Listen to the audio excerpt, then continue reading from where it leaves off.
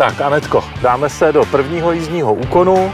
Jízda rychlostí chůze neboli nestabilní režim.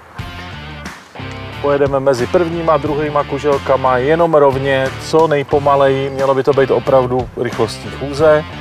Šlo by to projet tak, že tam přijedete, zaklapnete plyn, zmáčknete spojku a tak si to vlastně celý jako odsplýváte, ale to není ta hra, kterou chceme hrát.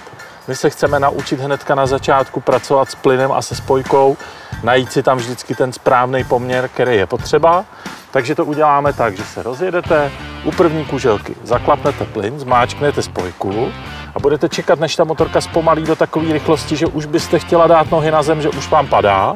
V tu chvíli lehce otevřu plyn, spojka do záběru, tím se vlastně trošku odrazím, získám stabilitu, zase to můžu zaklapnout, zase čekám, zase se rozjedu, odrazím. Důležitý, uvolněný ruce, jo? Nedostaňte se do toho, že budete tlačit do řídítek, úplně ty ruce uvolněte, přeneste váhu do středu těla, pohled vedený dopředu, ne před motorku. A když si budu potřebovat tu motorku zpomalit? Když si budete potřebovat zpomalit, můžete si pomoct zadní brzdou, lehce přišlápnutá, nepulzovat, jo? Celou dobu si ji přišlápnout, držet ji konstantně, zároveň vám to tu motorku tak příjemně sklidní. Proč nemůžu používat přední brzdu?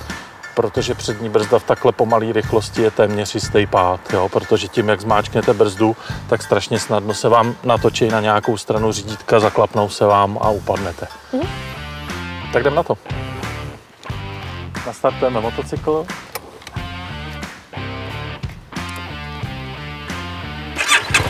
Tak, teď než se rozjedete, udělejte ještě jednu věc. Zavřete si tu přilbu. Motocyklista je za jízdy povinen si chránit zrak.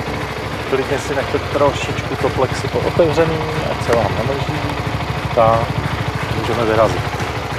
Musíte se na práci plynu a spojky. Nohy co nejdřív nahoru. Váhu přeneste do těla. A nebojte se toho plynu, jo? Klidně si přidejte víc toho plynu, spojka nám řekne, jak jedeme rychle. Tohle je ono, to je ten zvuk.